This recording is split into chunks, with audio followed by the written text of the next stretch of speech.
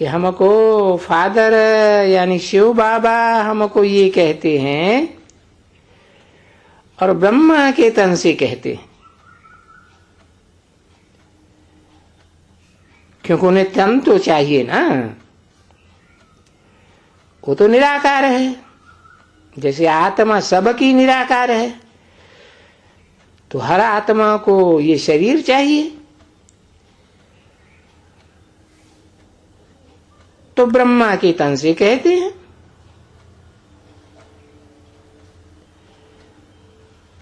फिर किसी भी तन से कहो,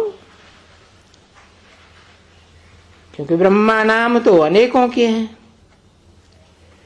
ब्रह्मा को कोई एक मुख थोड़ी दिखाया जाता है।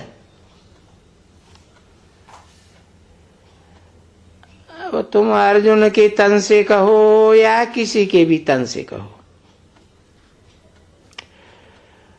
वो तो सिर्फ कहते हैं मन मना भव, और ये बिल्कुल सीधा तीर है।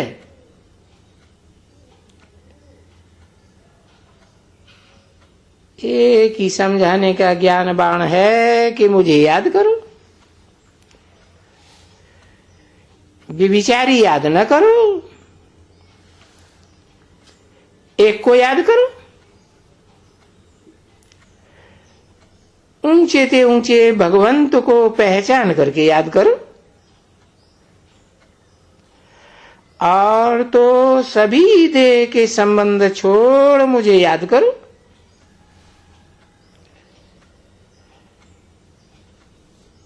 तो तुम इस तरह मेरे साथ योग लगाने से ऊंचे ते ऊंचा पद पावेंगे, क्योंकि वो ऊंचे ते ऊंचा है ना। अब जो जितना याद करेंगे वो उतना ऊंच पद पावेंगे।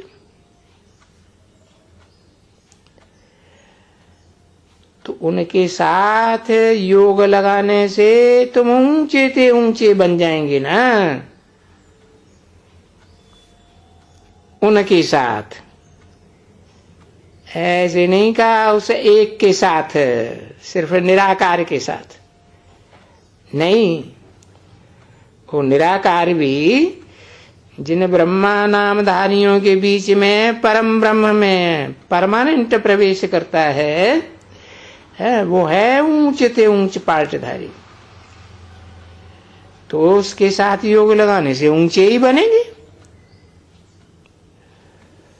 और वो ही है एक जो पतितों को पावन बनाने वाला है। पतित पावन भी है, मरा पतित और पावन का मेल है।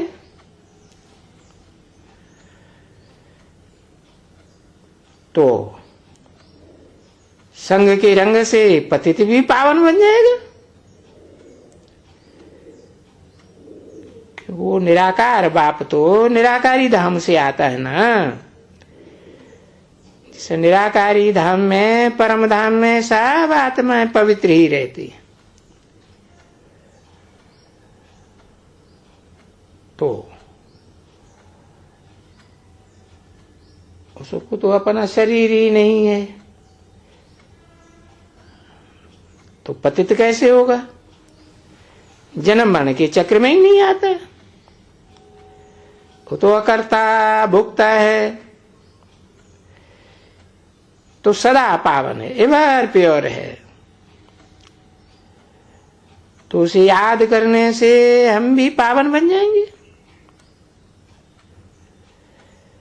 अभी ये जो मुख्य बातें हैं, यही मुख्य मुख्य बातें याद करनी है।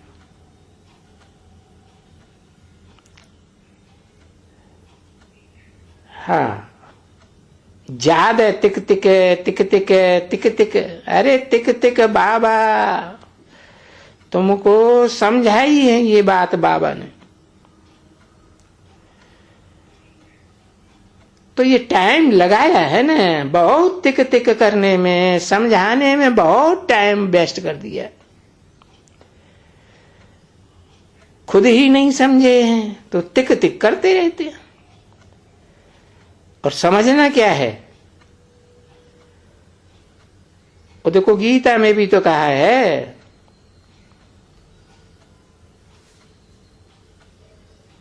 बहुत संक्षिप्त ज्ञान है, क्षेत्र और क्षेत्रज्ञ को पहचान करके याद करना।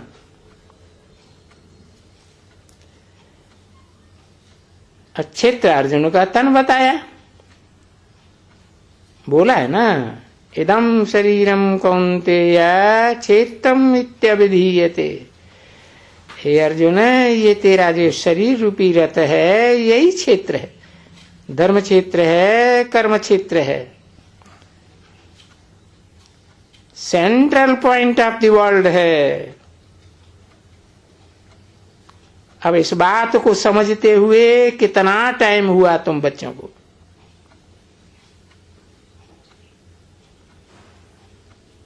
तो बाबा ऐसे थोड़े ही कहते हैं कि सारा जिंदगी ये तिक तिक तिक तिक ही करते रहना है। नहीं, पिछाड़ी में तो फिर बाबा कह ही देते हैं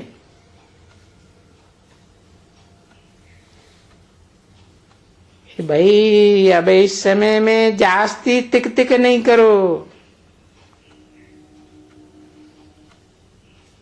क्योंकि बहुत ब्रह्मा कुमार कुमारियां हैं, वो जैसे कि तोते मिसल हैं।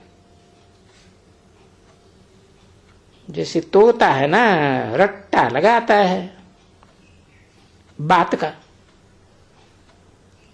उनको कुछ भी सिखलाओ तो वो ही सिखलाते रहेंगे, आगे पीछे और कुछ भी नहीं समझेंगे। तो बस वो बस उतना ही सिखलाती रहेंगे।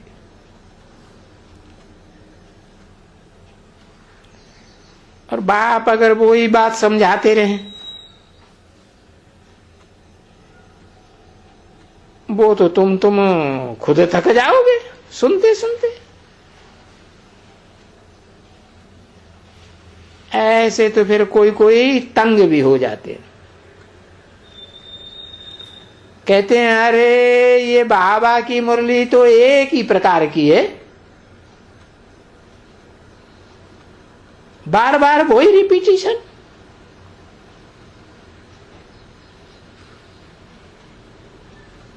और बाप कहे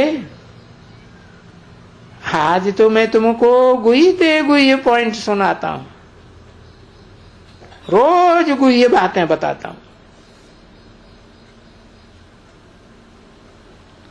अब मनुष्य कहें कि एक ही बात होती है मुरली में, तो फिर ऐसे समझते समझते क्या करते हैं कि छोड़ ही देते हैं।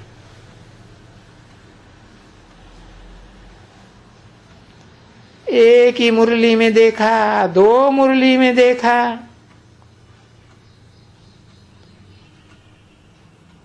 तो समझ लेते हैं अच्छा ये तो वो ही सावधानी, एक ही बात, रोज मन मना भव मुझे याद करो, ये याद की यात्रा की बात ही करते हैं। तो बस वो समझते हैं ये तो एक ही बात है, और क्या है, और तो कुछ भी डिटेल नहीं है। विचार सागर मंथन तो कुछ भी करते नहीं है, समझते नहीं है कि भगवान तो ऊंचे ते ऊंचे है, उसकी तो हर बात में बाल में खाल, खाल में बाल भरी हुई है, रहस्य भरा हुआ है। गीता में भी तो लिखा है गुह्यात् गुह्यतरम ज्ञानम, गुह्य तो गुह्य ज्ञान सुनाता हूं, सबक की समझ में थोड़े ही आता है, तो फिर छोड़ देते। तो ड्रामा के प्लान अनुसार कोई न कोई ऐसे बहुत निकलते हैं जो फिर संशय में आ जाते हैं, छोड़ देते हैं। कहते हैं ये नॉलेज तो ऐसी ही है, ऐसी है, वैसी है। अब बाप तो कहते हैं बस काम काढ़े दिल यारडे, कर्मेंद्रियों से कर्म करते रहो, बाप को याद करते रहो, और जीवन में बहुत शीतलता से चलते रहो, अपने बाप को याद करते रहो, मीठे ते मीठा बनते जाओ। बच्चों प्रति अभी कहाँ सुनेंगे? कोई भी दुनिया में कोई भी नहीं है जो अभी सुनेंगे। ये जो अक्षर निकलते हैं ना,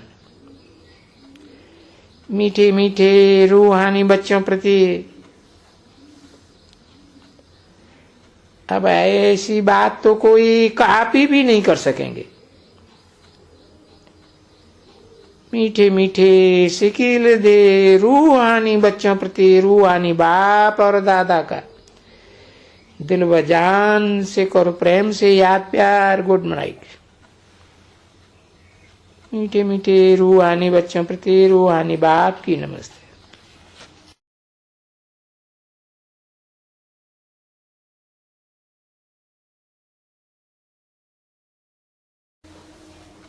29 तारीख